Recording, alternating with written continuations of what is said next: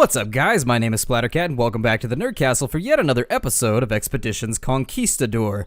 Where we had left off, we had actually turned our attention to our Fortaleza so that we could get it all taken care of and get ourselves a home base through which we could actually get some things done. Now, you'll notice that the stable has been finished down here, and so we need to select ourselves a new building to get up and cracking before we head off into the actually it's more green, to be honest. We've seen nothing but jungle and swamp during this entire adventure, so the wild green yonder I think would be a better designation if I was going to pick a color to assign. But our workers have completed our stable, and they're once again at our disposal. Visit the stables before leaving the fortress, and it doubles our moves for the day. Good. So, our interests in expansion. Now, we can build a barracks, which, as I recall, allowed me to leave people here to defend the place. We could refurbish the storerooms, which lets us store things. We could do a tavern, and I don't remember what the tavern did. Yeah, it gives a morale boost. Or we can go with a trading post. I think for right now, the trading post is going to be the best thing because we're going to be heading back here pretty soon anyways. I've heard from you guys that there are things out to the west, and so that's exactly where we're going to go today. We're going to see if we can get ourselves into all kinds of crazy adventures out to the west of our fort. Additionally, if there's any baddies out there, I want to make sure that we beat them to the punch, quite literally, by beating them all day until they punch out. But anyways, building a trading post allows us to trade here, so it basically just puts a store in the middle of our location. Let's go over to the stables and get our double moves for the day. Put our horse to pasture, and it looks like, oh yeah, 74 moves. Would you take a look at that? That's pretty impressive. So I'm going to try and stay inside the gold ring here. I noticed as you trace around the walls, you can actually keep from losing moves if you can stay inside the gold ring. Now that we're outside of it, let me take a look at our map. And it looks like we've got an entire little area to explore over here. So I was taking a look at those markers down there just to make sure that we've hit everything to the south too.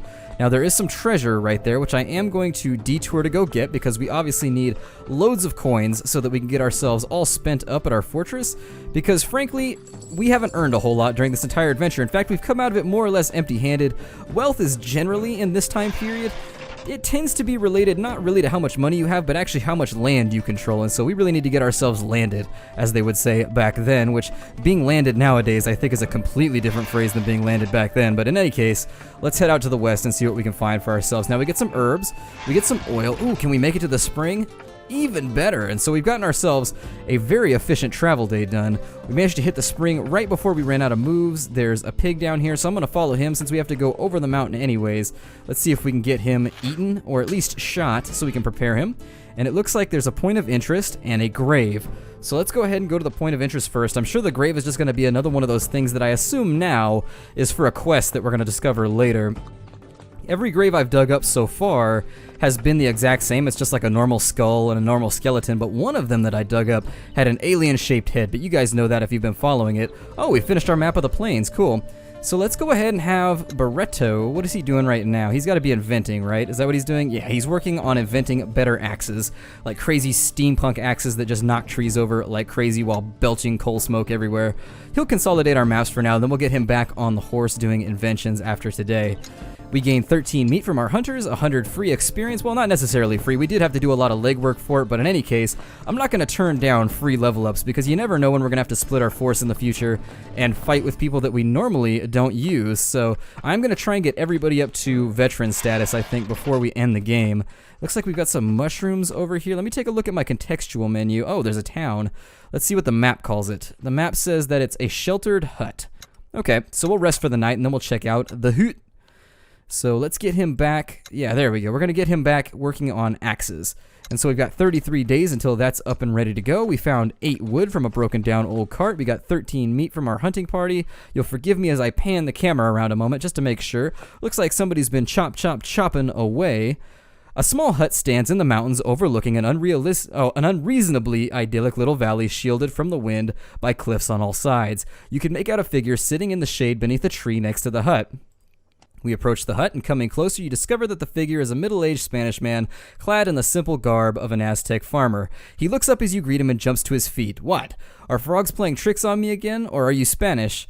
I am Capitan El Gato del Splatter, and these are my troops. Noble troops, do a dance. He motions vaguely in the direction of Coyotl, and a few native hangers-on, I see. Most interesting. He bows courteously and with a considerable amount of flourish. My name is Miguel Sicart, and I am a scholar from Spain. I came to the New World following that old fool, Felipe Gutierrez. Now I live the simple life in the safety of this small, hidden valley. Come, I'll show you my home. Well, we might get jumped here, but there's a lot of us. This place is small and rather messy. It has recognizably European furniture, which he's put together himself, clearly learning as he went along. Every horizontal surface is covered in some kind of homemade tool or bowl or trinket, and a single sturdy shelf on a wall holds all the books he must have brought from Spain. That was a lot of conjunctions in a row. The bookshelf has the appearance of some sort of shrine. It made me twitch a tad. You're in luck. I've just made fresh frog paella. Come have a taste. I actually don't know how to pronounce that word, so if I butchered it, I apologize. Tell me what you think. He brings you a clay bowl filled with paella. It looks sort of suspicious, but it smells pretty good, actually. Yeah, whatever, we'll do it. You eat with Sicart, trying to get him to explain exactly what has happened to Gutierrez's expedition and why he ended up living here, but he keeps dodging your questions successfully. You can't be certain if he's generally out of his mind or if he's just playing up his eccentricity as a way to stay in control of the conversation. Finishing your plate of frog paella, or whatever, you begin to feel a little lightheaded, as though your mind is expanding and slowly breaking up to pursue 100 different thoughts at once. Great, we're domed. The world fragments before your eyes, and a splendid show of colored lights coalesce into the figure of Maya Huel, whom you are vaguely aware of as a goddess of fertility and alcohol. You're not sure what this means. Well, he's apparently just loaded this bowl up with salvia or something. Maya Huel is enormous, but kneels so as not to tower above you. She stretches out her arms and hands you an apple. You find yourself eating the entire apple in one bite, core and all, and you can feel its seeds separate from the pulp and flow not to your stomach but to your mind, where they blossom into a spectacular tree of understanding. You are at peace. Darkness. You wake up later, huddled beneath Sicart's table to the loud snoring of the scholar, who appears to have fallen asleep in his chair. Let's wake him up. Huh? Yes, flump, what? Thank you for the paella. The scholar stretches and yawns. Oh, yes, of course. Best paella you've ever tasted, am I right? It was certainly an experience. Are you leaving? You ought to stay. It's much safer here. I have a fortress not far from here. I've been there. For such a tremendous fool, he built a pretty good fortress. If you can make your way there, it's safer than living out here by yourself. He hesitates, but nods slowly. Right. Thank you for the invitation. I accept. I'll pack my belongings and return to Gutierrez's fortress.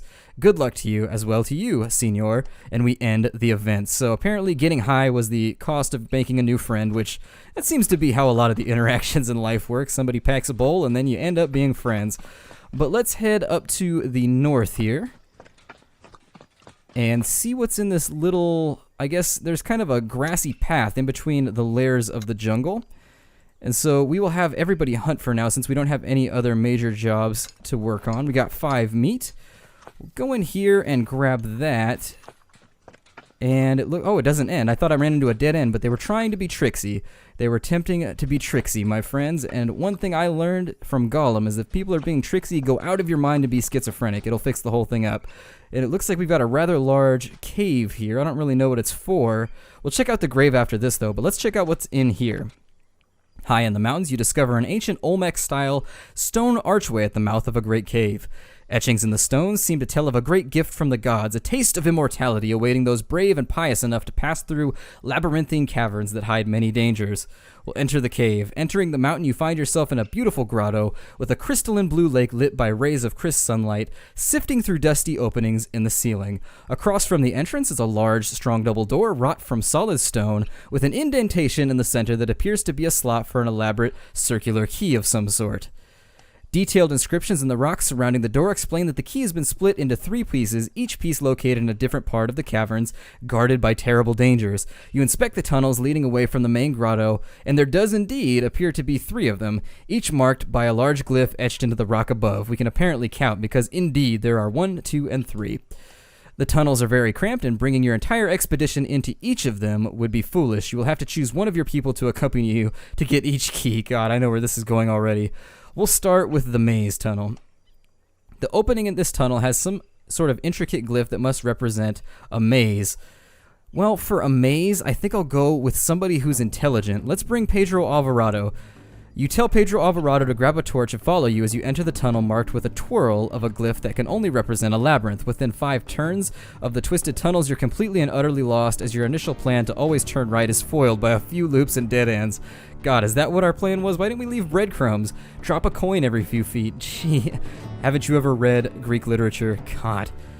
You wander aimlessly through the tunnels, what seems like hours, making your path with etchings in the rock as you go. There we go. Now we're getting smarter, but unfortunately, suddenly the floor gives way under your doctor and he plummets into a deep pit. Alvarado screams out in pain as a bone breaks in his leg, and you rush to throw down a rope and pull him back up to safety. Supporting the injured doctor, you proceed through the maze until by sheer luck you enter a large chamber with a third of a disc resting on an intricately decorated stone pedestal. We take the disc and follow our markings back the way we came. So aside from the traps for the boobies, we were apparently the booby in that overall scheme and fell right into it. Let's do the skull tunnel. This time I'm absolutely not going to bring my doctor. That was actually a really dumb plan to begin with, and I'm not sure what I was thinking. I need my doctors to heal people up, and this is going to get ugly if I don't do that. Let's take Lopez. We don't really use him anyways. This is the only tunnel in the cave with an actual carved doorway for an entrance. The door is ambiguously marked with a skull, but further glyphs along the side of the entrance speak of ancient guardians and vengeful dead. You and Rafael Lopez venture into the tunnel marked with an ominous skull. On the other side of a short, twisty passage, you enter a dank tomb with mummified corpses propped up on the walls on all sides. Your hunter immediately understands what's going to happen. These ancient warriors have been preserved as guardians. They will doubtlessly rise to rebuke your intrusion into their resting place. Thus prepared, you dash through the tomb with your weapons ready, reaching the final chamber before the mummies have shaken themselves from their slumber. A third of the stone disc is nested on some sort of shrine. You grab the disc and run back towards the entrance, dodging the shambling corpses. Suddenly, Raphael trips over a rope and a rack of spears bursts from the walls and cuts severely into his back. At the same time, one of the corpses encroaches upon the terrified and injured hunter. We attack it. You conquer your terror and take a swing at it, cutting it in half and revealing some sort of mechanical pulley responsible for its movement. Having thus seen through the illusion, you help Raphael back to his feet and take the severely wounded hunter back to the safety of the central grotto.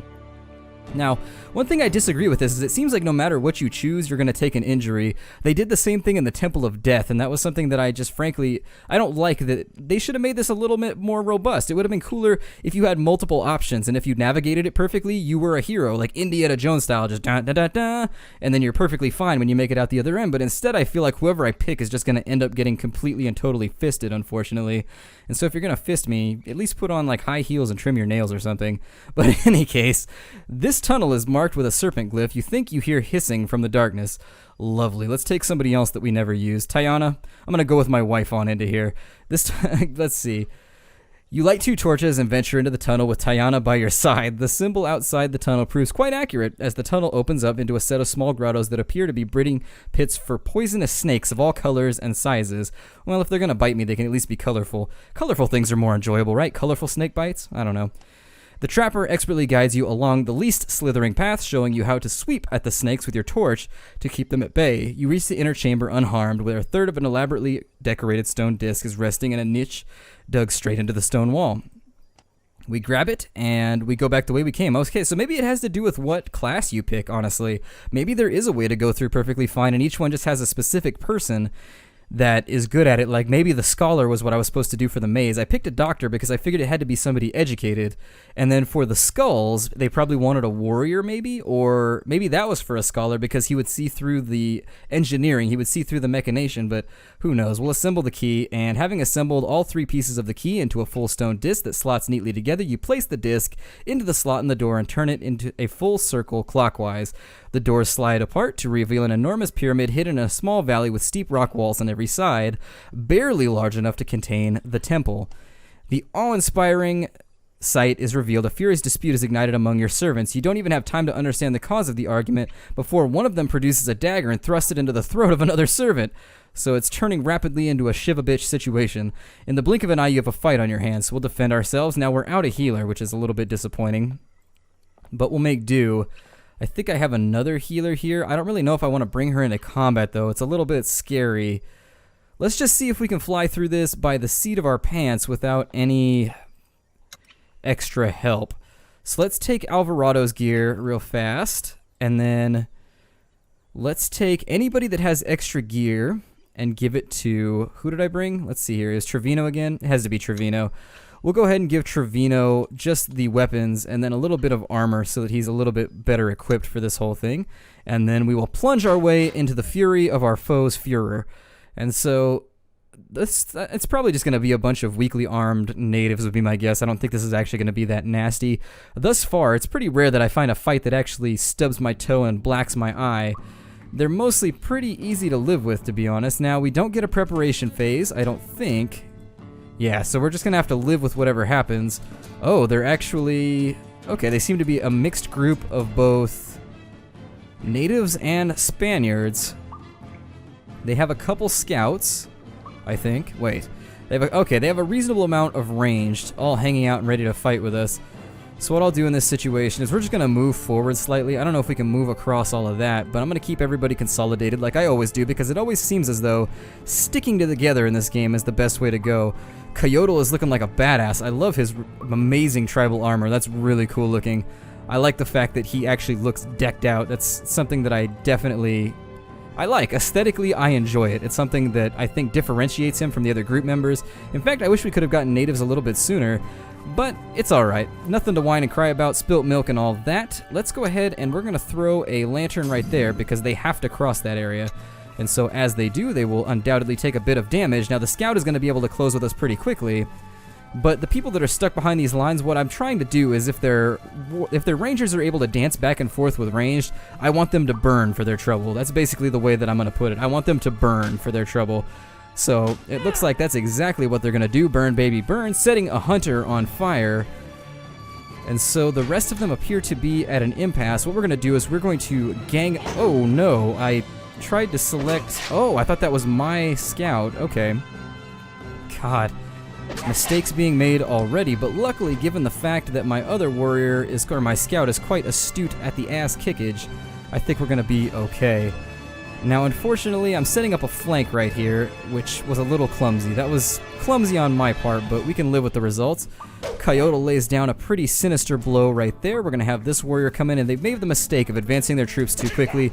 You do want to maintain a unified front in these sorts of things. I'm going to have him step to the side one, I think, and then take a shot.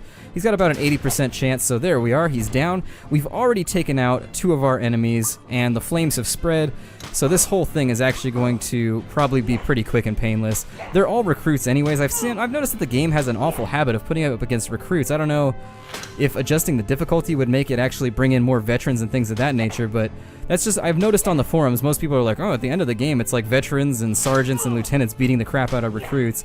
And thus far, it's been pretty rare. I'm hoping the final climax, though, will be challenging. I have heard things about the last battle actually being pretty hard, so I'm looking forward to that experience very, very much. I don't really know what the last battle entails. I've just heard vague allusions with an A to it.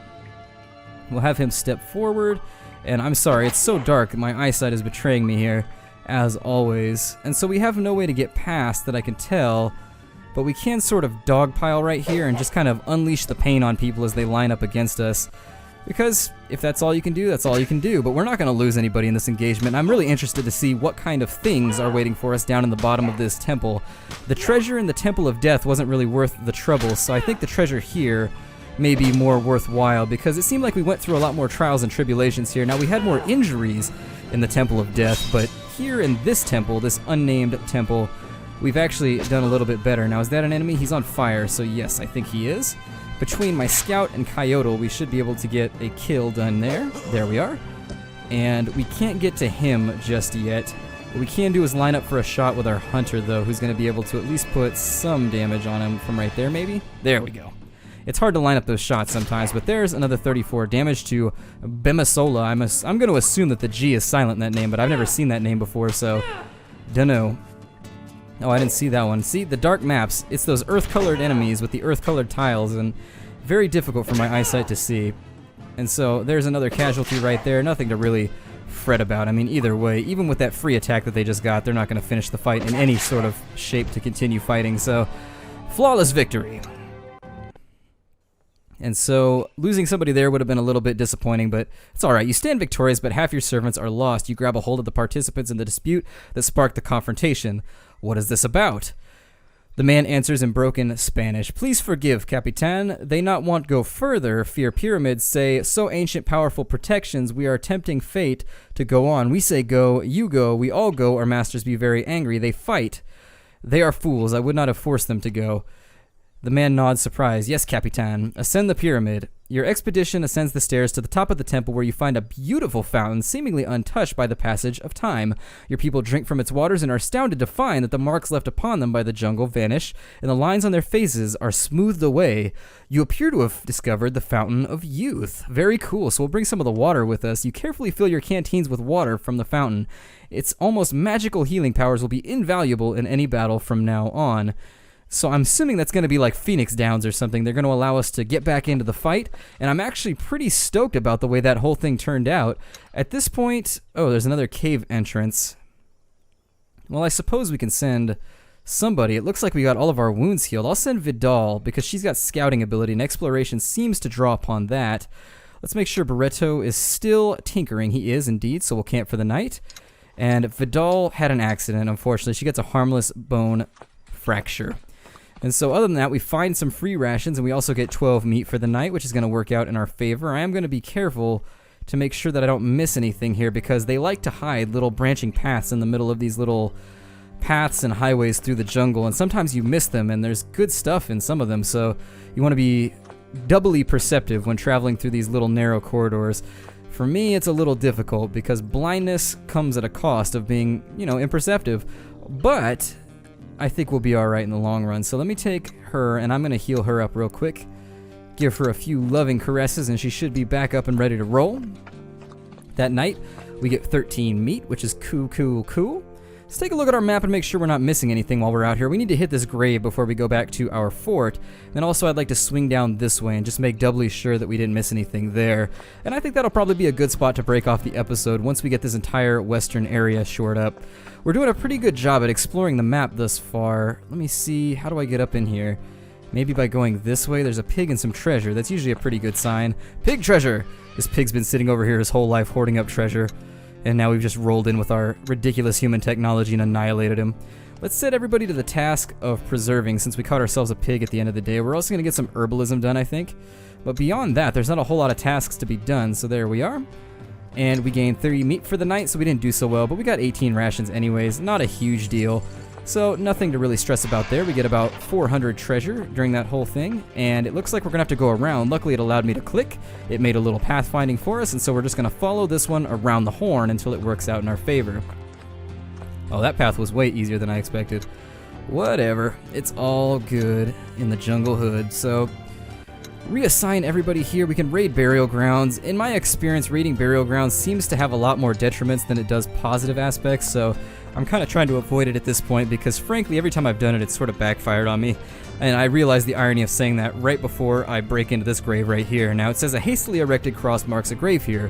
Though the marker was clearly made in all haste, it was made to last, and its text is still readable. We'll dig it up and exhume a dead guy. Hello, dead guy. And the skull bears clear signs of trepanning.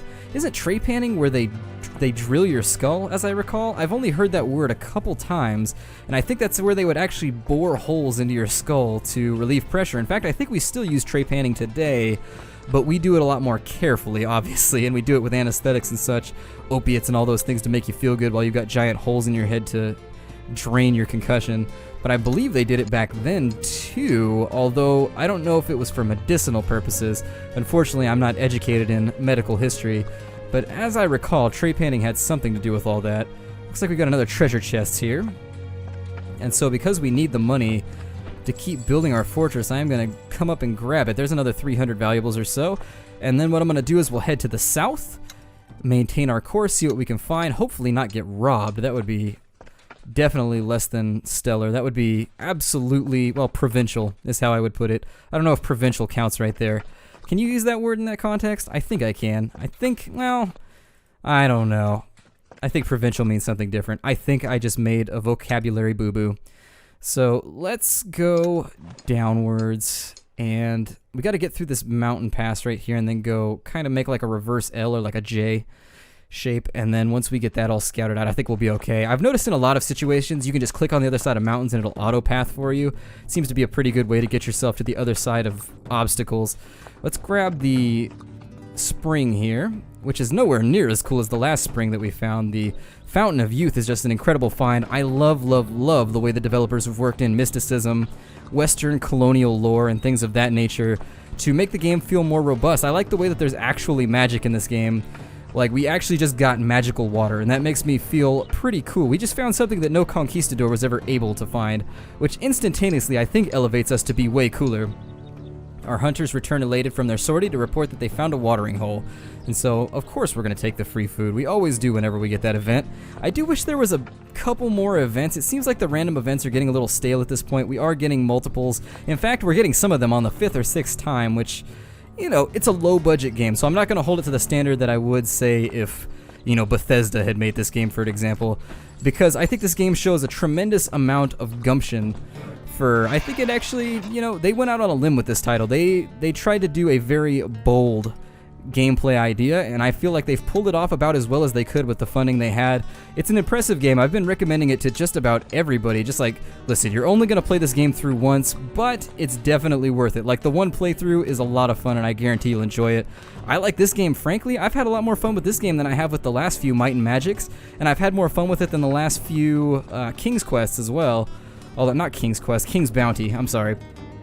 Completely mixing up my games. Those games aren't even similar.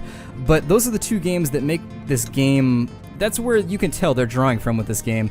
And I feel like they've done an amazing job emulating the experience while at the same time bringing something new to the table that no company has ever really done for this genre. So, as far as a free roam strategy game goes, I think this game definitely warrants the attention. In fact, I think it slipped under the radar without a lot of people seeing it, which is disappointing. I mean, it's sad when games like this slip under the radar.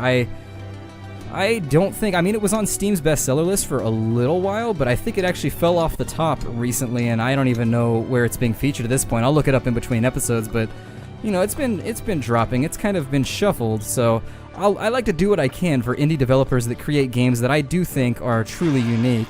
I'm going to head back to the fortress now, and with where we're at, I think it's a good spot to break off the episode, because all I'm going to be doing is really walking from here. So I'll see you guys in the next episode. Thank you for joining me here in the Nerd Castle. I hope you'll choose to join me next time for our next episode. We've got to be getting close to the end of our journey here. Thank you to all of you who have decided to contribute to the channel by letting me know the little secrets and intricacies of the game. That's very cool of you, and I do appreciate it. So don't think that your efforts have gone unnoticed. It is definitely appreciated. So I'll see you guys next time. Take care out there, everybody, and I'll see you tomorrow.